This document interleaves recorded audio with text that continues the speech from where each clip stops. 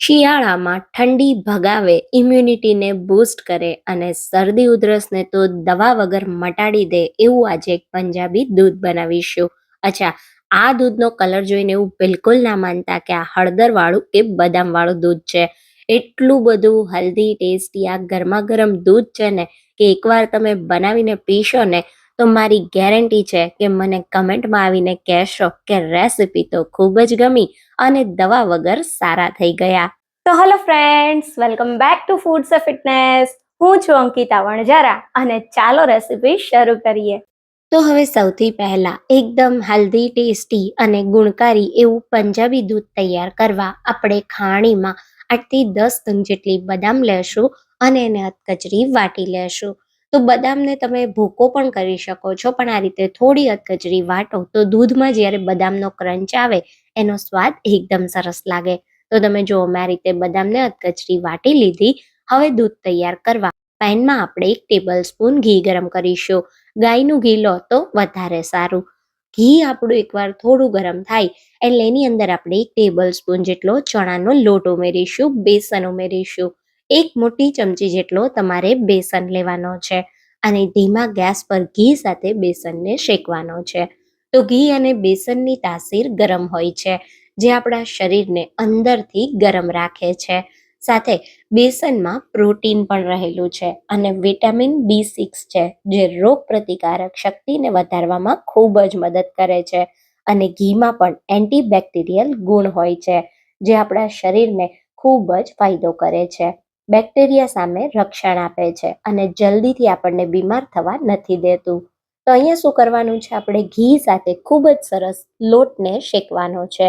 લોટમાંથી શેકાવાની સુગંધ આવે અને લોટનો હલકો કલર બદલાય એટલે એની અંદર આપણે ક્રશ કરેલી બદામ ઉમેરી દઈશું અને એને પણ 1 મિનિટ માટે શેકી લેશું. તો બદામ સરસ ઘી સાથે શેકાઈ જશે ને તો એનો દૂધમાં ક્રંચ ખૂબ જ સરસ આવશે. હવે એકવાર સરસ બદામ થોડી શેકાઈ જાય એટલે આપણે આની અંદર 2 કપ જેટલું દૂધ ઉમેરીશું. તો થોડું દૂધ ઉમેરી આ રીતે વિસ્કરથી તમારે મિક્સ કરવાનું, જેથી ગાંઠા ન પડે. પછી એમાં બાકીનું દૂધ ઉમેરીશું અને એને મિક્સ કરીશું. તો પહેલા મેં 1 મોટા કપ જેટલું દૂધ ઉમેર્યું અને પછી હું આની અંદર બીજો 1 કપ જેટલું દૂધ ઉમેરીશ. તો 4 નાના કપ જેટલું દૂધ બનીને તૈયાર થશે. તો અહીંયા તમારે આ રીતે ગાંઠા ન પડે અને દૂધ સાથે બેસન સારી રીતે ભળી જાય ત્યાં સુધી મિક્સ કરવાનું છે. હવે આ સ્ટેજ પર 1/4 ટીસ્પૂન જેટલો હળદર પાવડર, 1/4 ટીસ્પૂન જેટલો કાળા મરીનો પાવડર ઉમેરીશું. હળદરમાં એન્ટિસેપ્ટિક ગુણ હોય છે અને મરી પાવડર તમારા શરીરમાં રહેલા કફને દૂર કરે છે. ફ્લેવર માટે થોડો એલચી પાવડર ઉમેરી દઈશું અને સાથે 1/4 ટીસ્પૂન જેટલો સૂંઠનો પાવડર ઉમેરીશું. 1 ચપટી જેટલું કેસર ઉમેરીએ અને બધી જ વસ્તુને સારી રીતે મિક્સ કરીએ. હવે ધીમા ગેસ પર દૂધને તમારે 4 થી 5 મિનિટ માટે ઉકાળવાનું છે અને સાથે સાથે આપણે આમાં મીઠાશ માટે 2 ટેબલ સ્પૂન જેટલી સાકર ઉમેરી દઈશું.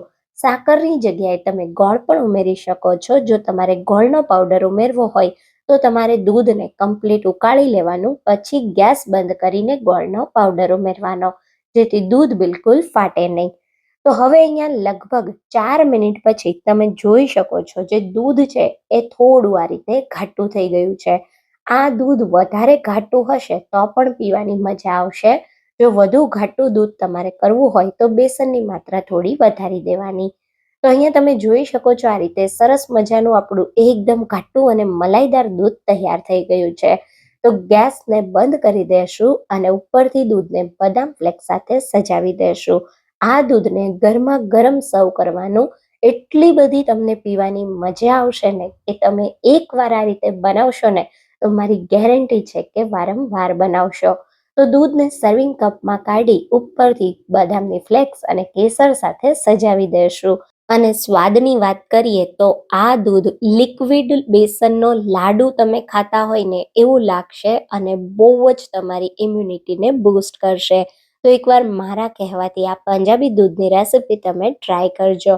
રેસિપી ગમી હોય તો વિડીયોને લાઈક અને શેર કરજો. તો ફરી મળીશું એક આવા નવા જ વિડીયો સાથે. ત્યાં સુધી થેન્ક યુ ફોર વોચિંગ.